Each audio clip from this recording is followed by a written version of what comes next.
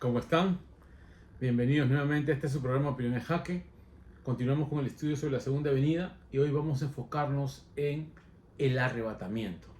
Vamos a repasar lo que dice Mateo capítulo 24 en el versículo 31. Dice, y enviará a sus ángeles con gran voz de trompeta y juntarán a sus escogidos de los cuatro vientos, desde un extremo del cielo hasta el otro. Muy bien. El verso 40 va a haber una ampliación y especifica lo siguiente. Entonces estarán dos en el campo. El uno será tomado y el otro será dejado. Dos mujeres estarán moliendo en un molino. La una será tomada y la otra dejada. Muy bien, aquí vemos la selección de los santos en todo el planeta. Mientras aparece el Señor, hay un resplandor inmenso que conmueve el universo. Como vimos, Pedro se enfoca en el juicio sobre el planeta y la tribulación y tormento que van a tener los impíos con la aparición del Señor. Aún es más, si ustedes se acuerdan, segunda de Tesalonicenses capítulo 2, cuando habla del anticristo, dice que el Señor lo va a matar con el resplandor de su presencia. O sea, ni siquiera va a haber lucha, ningún tipo de resistencia, lo va a pulverizar, ¿no es cierto? El Señor va a aparecer como una explosión atómica, ¿no? Una luz inmensa que va a conmocionar el planeta y no va a dejar espacio para ningún tipo de reacción de los seres humanos. Esa es la tribulación que ellos van a tener. Sin embargo, la iglesia va a ser arrebatada. Y aquí vienen los detalles que dice Mateo. Son los ángeles quienes recogen a los escogidos y dice que hay una selección de entre los humanos de la tierra. Verso 40. Pablo, en 1 Tesalonicenses, nos va a ampliar el panorama de la siguiente manera. En el capítulo 4, verso 13, respondiendo a la pregunta de qué sucede con los que han muerto en Cristo antes de su venida. Y Pablo va a dar una respuesta específica para que vean qué sucede con los muertos. No que quedan, no que son dejados atrás, no que no son considerados, digamos así, fuera del lugar del arrebatamiento, no, sino que Pablo explica lo siguiente. Verso 13. Tampoco queremos, hermanos, que ignoréis acerca de los que duermen, para que no os entristezcáis como los otros que no tienen esperanza. Los que duermen, ustedes ya saben, es un eufemismo para hablar de los que han muerto en el Señor, porque la idea es que están descansando en la presencia de Dios, ¿no? Muy bien, gozan de su presencia. Porque si creemos que Jesús murió y resucitó, así también traerá Dios con Jesús a los que durmieron en él. Aquí voy a hacer hincapié. El texto claro y transparente de Mateo y de Tesalonicenses explica que hay una sola segunda venida. Y ya no solo viene Jesús, sino que dice el verso 14, también traerá Dios con Jesús a los que durmieron en él. O sea, tanto el Padre como el Hijo están viniendo juntos en la aparición. O sea, solo nos enfocamos en la persona del Hijo, pero el Padre también está viniendo. Es interesante que este detalle resalta mucho la aparición del Señor Jesucristo, pero acompañado de la presencia divina del Padre también. Muy bien, y dice, traerá a los que durmieron con él. ¿Qué cosa quiere decir? Que las almas de los muertos van a regresar tanto con Dios Padre y Jesús en el momento del ingreso al planeta. Pero ¿qué sucede con esas almas? Por lo cual os decimos esto en palabra del Señor, que nosotros que vivimos, que habremos quedado hasta la venida del Señor, no precederemos a los que durmieron.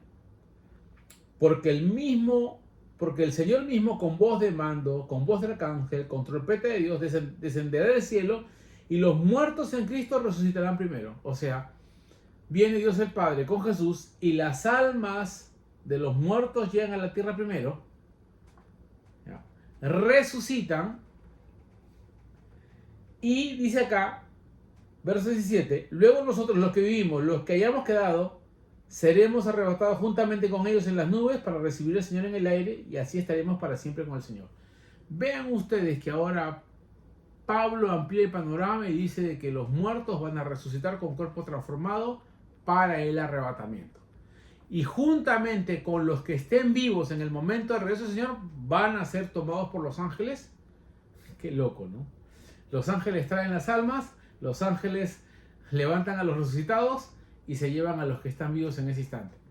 No quiero pasar por alto 1 Corintios capítulo 15, y esto es importante, lo voy a leer. 1 Corintios capítulo 15, aquí está. Versos 51 y 52 dice, miren cómo se amplía el panorama. el mismo Pablo dice, he aquí, os digo un misterio. Verso 51 del capítulo 15. No todos dormiremos, pero todos seremos transformados. En un momento, en un abrir y cerrar de ojos, a la final trompeta, porque se tocará la trompeta y los muertos serán resucitados incorruptibles y nosotros seremos transformados. Aquí viene entonces tanto el capítulo 4 de Tesalonicenses explica que los muertos van a resucitar con un cuerpo incorruptible, transformado, glorificado, como dice 1 Pedro capítulo 3. Tendremos un cuerpo semejante al de Cristo, ¿no es cierto?, en su venida. ¿Ya? Un cuerpo semejante al de Él. Se va a especificar estos detalles. Pero los que estemos vivos vamos a ser transformados. O sea, que no vamos a pasar por el proceso de la muerte natural, sino que nuestro cuerpo va a parecer completamente incorruptible de un momento a otro. No como los que han muerto. Ese es un privilegio de los que estén vivos o estemos vivos cuando aparezca el Señor. Entonces ahora la escena ya se pone clara. El apóstol Pablo introduce la resurrección de los santos y su transformación de los creyentes en la escena del arrebatamiento. Entonces se va completando el panorama. En la aparición del Señor hay un cataclismo inmenso que conmueve al mundo, que estremece al mundo, que causa pánico en los impíos, pero felicidad en los creyentes. Se cumple lo que dice 2 Tesalonicenses capítulo 1, que el Señor va a atormentar con tribulación a aquellos que atormentaban a la iglesia, que perseguían a la iglesia, y la iglesia va a ser glorificada en Él, porque la iglesia va a exaltar al Señor. Vamos a ser transformados. Y esta es la primera resurrección, hay que decirlo así, ¿ya? Porque las escenas son simultáneas y paralelas, y estas escenas son en conjunto. Vamos a ver otros pasajes del libro de Mateo para que ustedes vean cómo se amplía la selección, ¿no? Hasta aquí la selección de los creyentes, de los escogidos, se enfoca en Mateo 24. Sin embargo, en las parábolas del reino de Mateo capítulo 13, en la parábola del trigo y la cizaña, se va a explicar lo siguiente en el fin del siglo. Dice la explicación. El que siembra, verso 37 del capítulo 13. La buena semilla es el Hijo del Hombre, o sea Jesús. El campo es el mundo. La buena semilla son los hijos del reino. Y las cizañas son los hijos del malo. Ya estoy yendo a la interpretación que hace Jesús, no yo. La explicación que da él. El enemigo que la sembró es el diablo. La siega es el fin del siglo. Y los segadores son los ángeles. De manera que como se arranca la cizaña y se quema en el fuego, así será en el fin de este siglo. ¿Qué va a pasar? Verso 41. Enviará el Hijo del Hombre a sus ángeles y recogerán de su reino a todos los que sirven de tropiezo y a los que hacen iniquidad, y los echará en el horno de fuego. Allí será el lloro y el crujir de dientes. Entonces los justos resplandecerán como el sol en el reino de su Padre. El que tiene oídos para oír, oiga. O sea, no solamente hay una selección de los creyentes para ser arrebatados en el cielo, sino también va a haber un momento de juntar a los impíos para el castigo. Y aquí se van notando la secuencia de los eventos. Me gusta mucho. ¿Ya? La aparición del anticristo, ¿no?, va a hacer sus maldades durante un tiempo hasta que aparece el Señor para atormentar a todos aquellos que han creído en el anticristo y se han dejado sellar. Este es un adelanto de Apocalipsis. Después vamos a continuar con el libro de Apocalipsis, pero necesitamos dejar en claro las verdades establecidas simple y sencillamente, que no necesitan mucha interpretación, para que ustedes vean que en ningún momento se separa la iglesia del pueblo de Dios, como algunos pretenden calificar a los judíos, para diferenciar lo que va a pasar con la iglesia que lo que pasa con los judíos. En ningún momento el texto lo diferencia.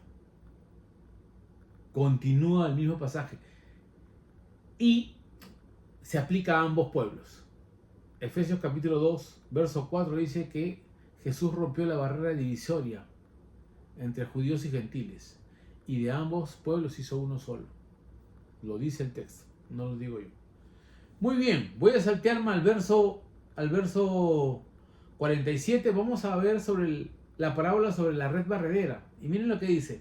Asimismo, el reino de los cielos es semejante a una red que, echada en el mar, recoge de toda clase de peces, y una vez llena, la sacan a la orilla y sentados recogen lo bueno en cestas y lo malo echan fuera. Así será el fin del siglo, otra vez. Saldrán los ángeles y apartarán a los malos de entre los justos y los echarán en el horno de fuego. Ahí será el lloro y el crujir de dientes. Muy bien, entonces hay una selección no solo de los santos, sino que también se va a seleccionar a los impíos para ser castigados. Es interesante este panorama, cómo se cierra esta escena interesante de la aparición de Jesús con las tres escenas iniciales, ¿no? El cataclismo cósmico y el juicio sobre los impíos, que simultáneamente ocurre al momento en que la iglesia es arrebatada y se produce la resurrección de los santos y la transformación de los que están vivos para recibir al Señor en el aire, mientras la tierra es pasada por fuego y todos los impíos en un solo lugar son castigados por la presencia del Señor y son atribulados antes de morir, como dice Pedro. Vean ustedes cómo se complementa la Biblia sola. No estoy generando ninguna interpretación externa. Estoy comparando los contenidos del pasaje. Y así se tiene que hacer. Eso se llama exégesis. ¿Ya? La exégesis quiere decir que el pasaje nos debe hablar directamente. Yo no tengo que interponer ningún pensamiento personal, sino debo sujetar mis pensamientos a lo que dice el pasaje. Esta no es la teología del reemplazo que queremos eliminar a Israel. Es la teología que plantean la Biblia simple y llanamente, no introduciendo ningún pensamiento que cambie el sentido del pasaje, sino más bien dejando que el pasaje refleje la verdad hacia nosotros. Y nosotros somos un eco de esa verdad. Así que les digo que esta escena introduce la resurrección de los creyentes. La pregunta es, ¿cuándo va a ser la resurrección de los impíos? Eso va a ser otra respuesta en esta serie de situaciones paralelas, ¿no? Hay tres escenas paralelas, hay una más, la cuarta, que la vamos a dejar para la próxima semana. ¿Qué pasa con los siervos infieles que no estuvieron a la altura de su llamado, sino que se pervirtieron y en vez de cuidar de la viña del Señor, se convirtieron en señores y se portaron mal, no guardaron testimonio del Señor? ¿Qué pasa con estos creyentes? Lo vamos a ver en la siguiente lección. Muchas gracias. Hagan sus preguntas y su opinión en jaque. Para mí es un placer explicar las Escrituras. Hasta aquí estamos explicando qué dice el pasaje.